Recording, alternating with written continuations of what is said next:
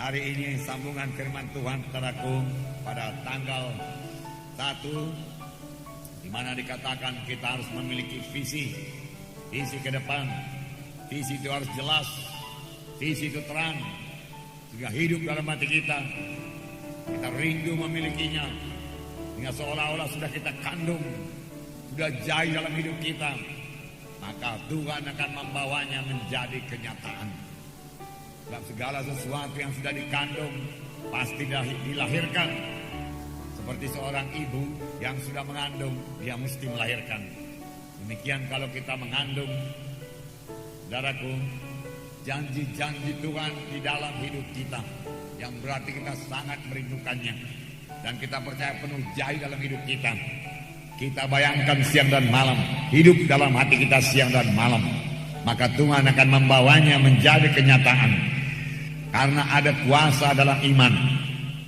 Karena iman itu berdasar pada firman Tuhan. Itu sebabnya saudaraku, visi kita itu juga bukanlah ambisi pribadi kita. Bukan, saudaraku. Bukanlah ambisi pribadi kita untuk membesarkan diri. Bukan.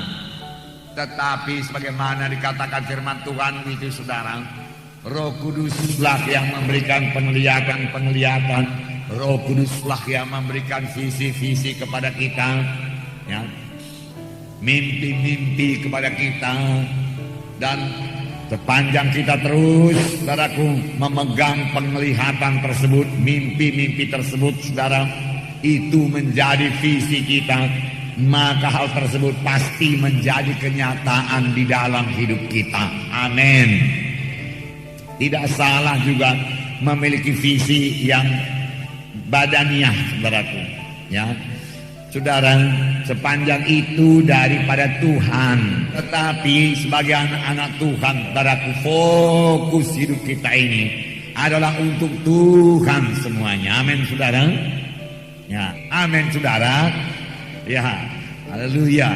Ya, jadi fokus hidup kita ini yang terutama kita pikirkan, yaitu pekerjaan Tuhan. Kita sampai kepada maksud Tuhan. Terlebih-lebih lagi saudara kita ini yang sudah hidup pada akhir zaman ini, di mana hari-hari kedatangan Tuhan sudah begitu hampir. Jadi kita sudah hidup pada zaman, saudaraku, biarlah kita lebih intim kepada Tuhan, lebih dekat kepada Tuhan, saudaraku. Sebab dengan lebih intim kepada Tuhan itu kita bersekutu dengan Tuhan, kita dengar suara Tuhan. Disitulah kita beroleh visi daripada Tuhan. Dan visi itu kita hidupkan dalam hati kita, saudaraku, dan visi itu akan menjadi kenyataan. Nah, di sini juga, saudaraku, iman yang berubah menjadi kenyataan. Iman yang menjadi kenyataan. Iman yang menjadi kenyataan. Sudah punya iman, saudaraku, biarlah menjadi kenyataan. Bagaimana jalannya? Sederhana saja. Tidak sulit. Tidak ada yang sulit firman Tuhan ini sepanjang Roh Kudus menerangkannya kepada kita. Amin. Tetapi kalau Roh Kudus tidak membukakan rahasia firman Tuhan, sangatlah sulit dimengerti firman Tuhan ini. Ahli-ahli teologi akal manusia saja tidak dapat mengertinya. Tetapi kalau Roh Kudus memberikan wahyu, saudaraku, terang semua firman Tuhan. Dalam mengetahui, Ibrani 11 ayat 1 berkata mengenai iman, di mana dikatakan iman adalah dasar dari segala sesuatu yang kita harapkan dan bukti daripada segala sesuatu yang tidak kita lihat. Bukti daripada segala sesuatu yang tidak kita lihat. Jadi kalau yang namanya iman itu belum kita lihat secara badani, tapi maunya kita lihat secara rohani.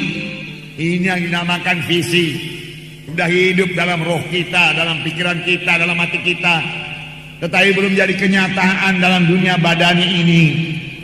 Misalnya seperti saya katakan semalam, tanggal 1, firman Tuhan berkata oleh Biluris, kamu sudah sembuh. Oh, aku sembuh, aku sembuh. Oh, pasti aku sembuh. Aku tidak jadi mati. Biluris menyembuhkan aku. Haleluya, haleluya. Tapi penyakit masih terasa, badan masih lemah. Bagaimana membawanya kepada kenyataan supaya badan ini kuat, penyakit itu hilang, supaya apa yang tidak dilihat itu menjadi kita lihat, ya. Supaya apa yang kita harapkan itu dasar dan segala sesuatu yang kita harapkan itu menjadi kenyataan. Jadi bagaimana merubah iman ini jadi kenyataan? Ya, harus jadi nyata. Untuk itu kita harus punya iman memang. Melalui iman itulah Tuhan bekerja. Itu sebabnya firman Tuhan berkata, tanpa iman mustahil orang berkenan kepada Allah. Berarti orang yang menghampiri Allah wajib percaya bahwa Allah itu ada, dan dia memberi pahala kepada orang yang sungguh-sungguh mencari dia, sungguh-sungguh percaya, sungguh-sungguh berpegang kepada firman-Nya. Dan Tuhan tidak pernah melakukan satu apapun kepada anak-anaknya, saudaraku, tanpa iman pribadi mereka. Jadi setiap anak-anak Tuhan harus punya iman. Saudara harus punya iman. Mengapa? Kalau tidak punya iman mustahil. Mustahil dapat berkat Tuhan kalau tidak punya iman. Mustahil saudaraku dapat kesembuhan kalau tidak punya iman. Harus punya iman. Oh, semalam Pak Munti berkata, tidak pun punya iman kalau karunia mujizat berlaku, saudaraku, ya, maka didoakan sembuh. Saudara barangkali yang tidak punya iman, hamba Tuhannya punya iman. Amin, saudara. Jadi harus ada iman. Amin.